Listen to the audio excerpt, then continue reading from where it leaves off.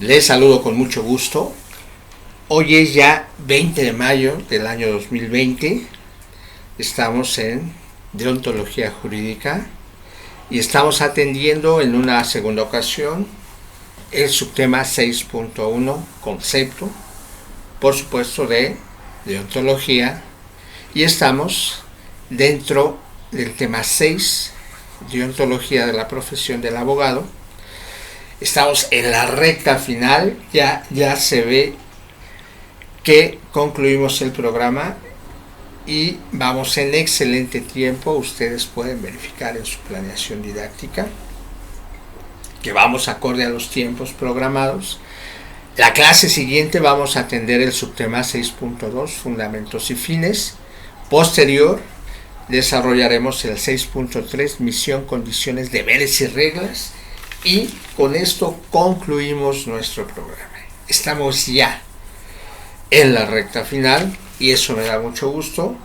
Vamos en excelente tiempo porque nunca perdimos una clase, se atendieron todas, tanto presencialmente como virtualmente, y hoy tenemos el resultado que tenemos muy bien los tiempos para desarrollar estos temas últimos. El tema 6 es el último del programa y revierte una gran importancia para la preparación del abogado, porque se requieren profesionales con grandes valores éticos, con grandes valores morales, y ahí es donde la deontología entra perfectamente. Recordemos que la deontología es el deber ser de una profesión, en este caso el deber ser de un abogado, y el texto que les presento el día de hoy retrata perfectamente en todas sus páginas.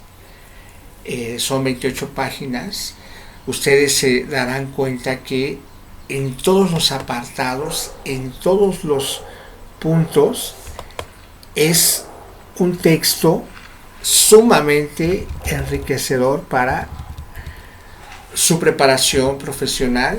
Yo les sugiero que guarden la liga en su biblioteca virtual personal, porque es un gran texto, nos habla evidentemente de los deberes de la profesión de abogado, que es exactamente la deontología jurídica. Vamos a encontrar en muchos apartados que de ahí podemos tomar el concepto de deontología jurídica en este deber ser. El día de hoy vamos a empezar al revés, hasta el final del texto, porque es ahí donde concluye en una esencia maravillosa el concepto de deontología jurídica.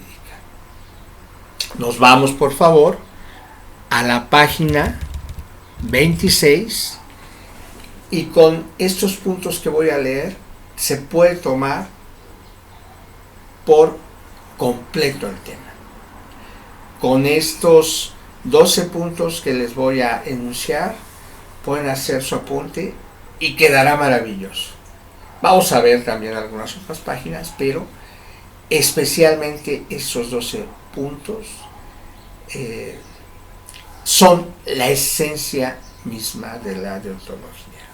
Y nos dice: señalamos que, según Monroy Cabra, son principios necesarios a tener en cuenta para tratar la deontología jurídica los siguientes. 1.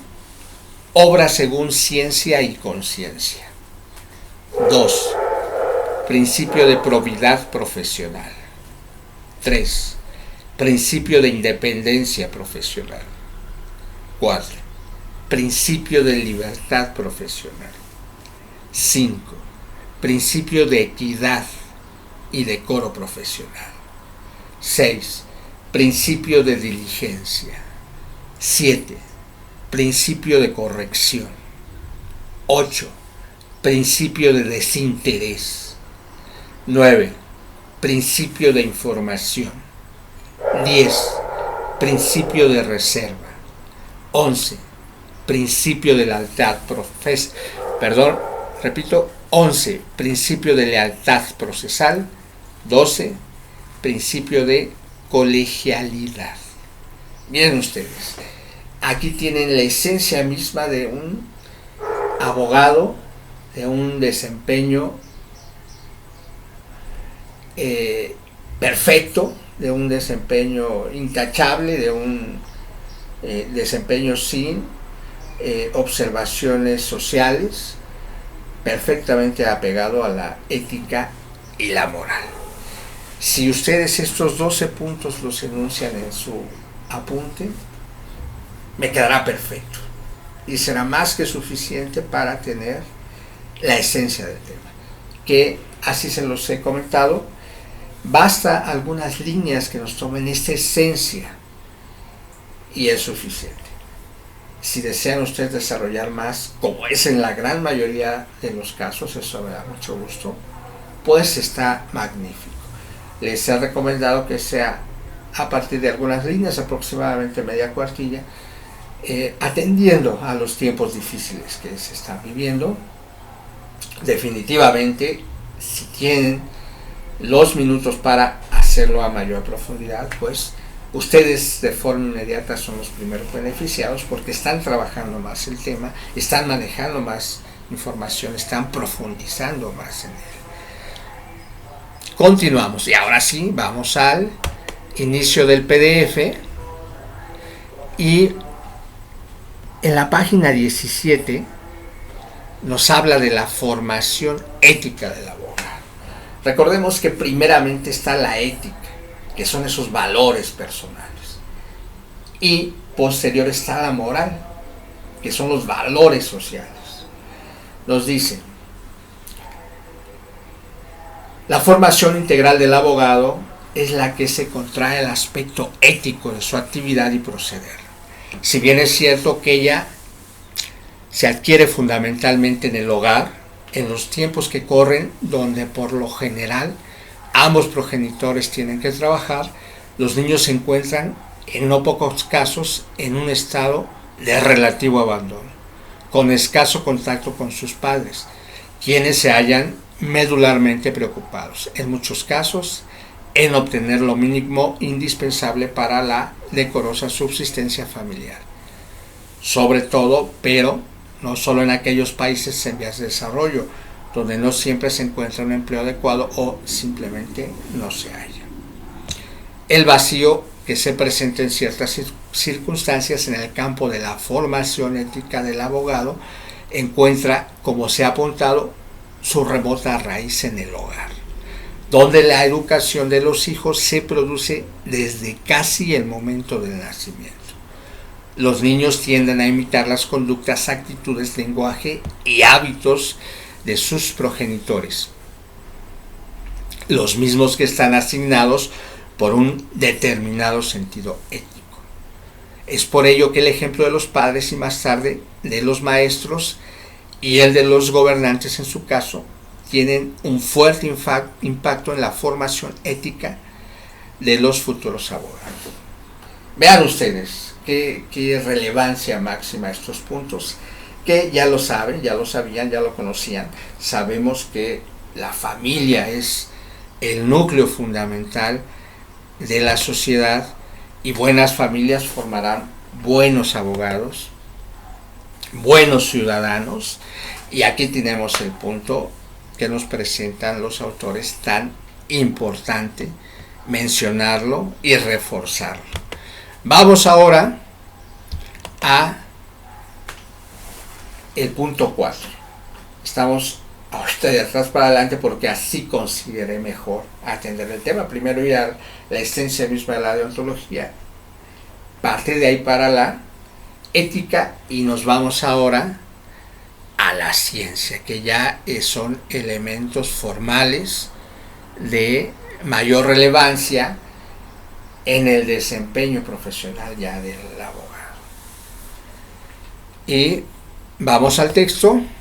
Nos dice: Pero si bien es cierto que un abogado no tiene por qué ser necesariamente ni un jurista ni un filósofo del derecho, no se concibe un abogado sólidamente preparado si no conoce al menos los supuestos científicos y filosóficos básicos de la profesión que ejerce. Cabe ello reiterar dos de las preguntas anteriormente formuladas. Así se debe inquirir, por un lado, ¿cómo puede el abogado proteger los intereses de un ser cuya estructura existencial desconoce o no conoce suficientemente?